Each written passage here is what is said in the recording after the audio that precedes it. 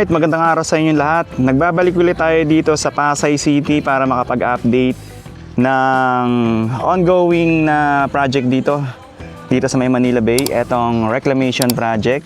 Ngayon nga pala ay July 26, 2026 at nandito tayo sa may Seascape, katabi lang nitong Lime Resort. Ito yung building at makikita nyo dito sa harapan natin, malawak na ulit yung view ng dagat dito. Kung patatandaan nyo, huling mga vlogs natin dati, last year, natambakan na ng buhangin etong harapan natin. Pero ngayon, makikita nyo, binalik na yung dagat, yung view ng dagat dito. At dito sa harapan natin, makikita nyo, ayun, meron na ditong daanan ng mga sasakyan. Na-vlog natin yan 4 months ago.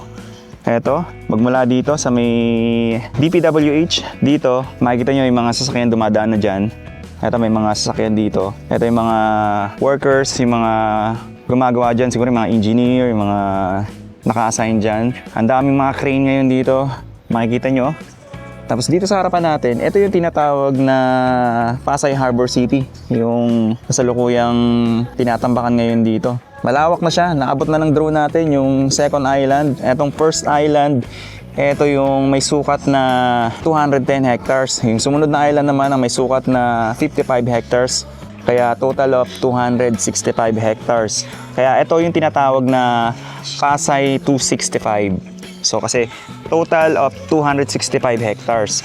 Dito naman sa kabila, yung sa may harapan ng Mall of Asia, SM by the Bay, ito naman yung tinatawag na Pasay 360. So may sukat yun na 360 hectares. Kung mapapansin nyo, hindi pa siya ganun kalawak kumpara dito sa island na to. Kasi siguro ongoing pa yung pagpapalawak at reclamation dyan. Pero mas malawak yung itatayong artificial city dyan. Dito sa may 360 hectares na pag-aari ng SM. So magkakaroon ng extension yung SM dito at ito yung magiging extension ng property ng SM. Dito naman magkakaroon ng mga commercial establishments, mga buildings, tsaka mga residential area, mga office dito sa may Pasay 265.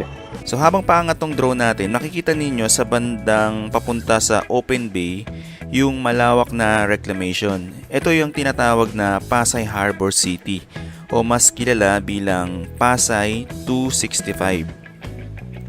Kaya siya tinawag na Pasay 265 dahil may sukat ito na 265 hectares.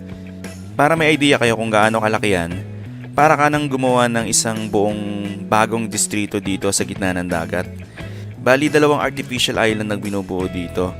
Isang mas malaki at isang mas maliit. Yung mas malaking island may sukat na 210 hectares. Tapos ito naman makikita nyo, sa tabi niya yung mas maliit na island may sukat naman na 55 hectares. So total of 265 hectares.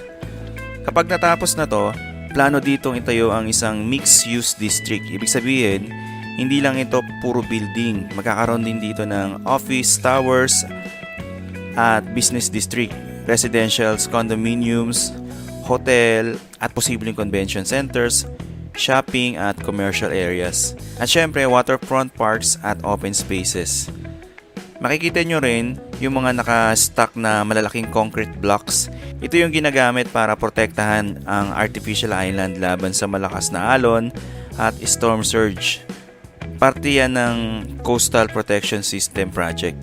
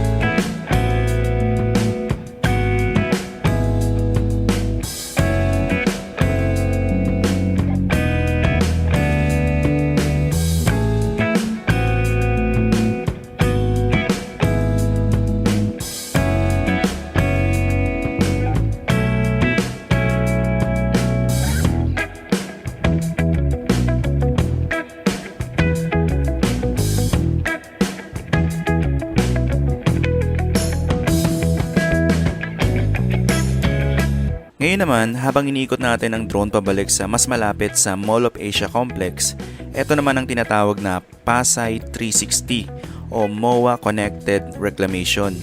Mas malapit ito sa existing MOA Complex at parang extension talaga ng SM Bay City area. Kung ang Pasay 265 ay parang bagong lungsod na itinatayo mula sa simula, ang Pasay 360 naman ay expansion o pagpapalawak ng kasalukuyang entertainment at business district dito sa MOA. Ang planong development dito ay expansion ng commercial at retail spaces, mas pinalawak na bayfront esplanade, residential towers, office buildings at additional lifestyle at tourism development. So basically, unti-unti nang nagbabago ang landscape ng Manila Bay dito sa Pasay. Hindi lang ito simpleng reclamation kundi paghahanda para sa mas malaking urban expansion sa mga susunod na taon. So sa tingin nyo, maganda ba ang development para sa area na to? I-comment nyo ang opinion nyo sa comment section at pag-usapan natin. Okay, lakad tayo dito. Ito ngayon ang view dito sa may seascape. Makikita nyo, ang ganda ng view rito, no? Tapos, ito yung sa harapan niya, oh. Naibalik na yung yung dagat. Dito masarap tumambay pagka hapon, pagka hindi na mataas yung sikat ng araw. Tapos dito banda yung sa may papunta ron, sa may Dolomite. Tapos makikita nyo napakalawak na ngayon. Oh. And etong mga concrete blocks nandito sa may gilid, makikita nyo dyan, nakalatag dyan. Pag dito sa malayo, ang tingin ko para siyang daanan, para siyang kalsada.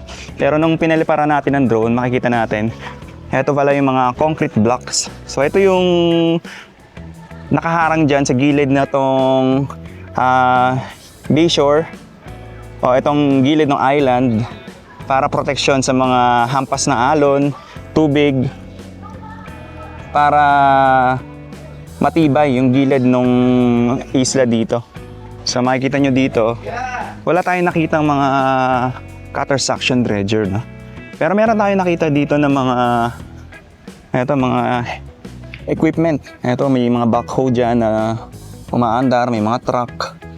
Tsaka ito maliit lang to na na tugboat. Doon may nakikita tayong mixer na dumadaan dito sa tulay. Patawid naman dito sa JW Diokno Boulevard. And meron mga dito nakikita na mga sumisisid. ng mga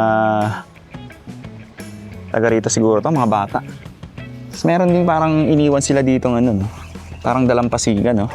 Dati kasi talagang dagat na to, yung gilid na to, tubig na. So ito yung natira doon sa tinambak nila na buhangin dati. Ayan, makikita nyo pag no?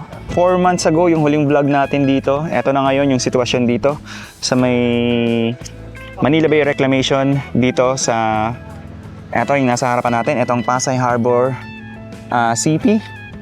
Ayan yung reclamation dito. At saka yung sa may SM 360 o yung kung tawagin ay Pasay 360 na may sukat na 360 hectares. So ganun nakalawak ngayon yung reclamation na nagaganap ngayon dito as of July 26, 2026. Nandito na rin tayo sa seascape. Pakita ko na rin sa inyo kung anong meron dito. Ayan, may mga playground. Ito bago lang to Tapos parang may dun pickle ball na court. Ito. And may dito mga table para sa magpe-perform dito sa stage. Nandito tayo sa taas. Ito, pakita ko yung view. Marami tayong nakikita mga barko na naka-park doon. And meron tayong nakita isang cutter suction dredger doon. Ito yung gilid ng hotel, na sarado na ngayon. Kalimutan ko kung anong tawag. Anong pangalan itong hotel na to? Ayan. Ito yata yung parking lot Or dito sa taas. Tapos, ayun nga. Ganito na siya kalawak ngayon. At meron pa tayong nakita doon ng mga crane Dito, ang daming crane. Hindi ko sure yung kasunod nung isla doon, yung may sukat na 55 hectares. Kung may kasunod pa na isla, hindi na kasi maabot ng drone natin dahil sobrang layo na niya. Nasa magmula dito, aabot na siya ng mahigit 2 kilometers, mga 2.5 kilometers na yung distance or almost 3 kilometers na nga halos. Kaya hindi na siya maabot ng drone natin. And masyado malakas yung hangin. Kaya hindi na natin makita. Pero dito, tanaw natin kung gaano nakalawak. Ito yung magiging future city or artificial city dito sa Manila Bay. Magkakaroon ng mga commercial buildings, magkakaroon ng mga offices, marami itatayo dito. So, magiging modern city in the future. Alright, ito na muna ang simpleng update natin dito sa Manila Bay Reclamation, dito sa may Pasay City. As of July 26, 2026, after 4 months, ito nakapag-update ulit tayo.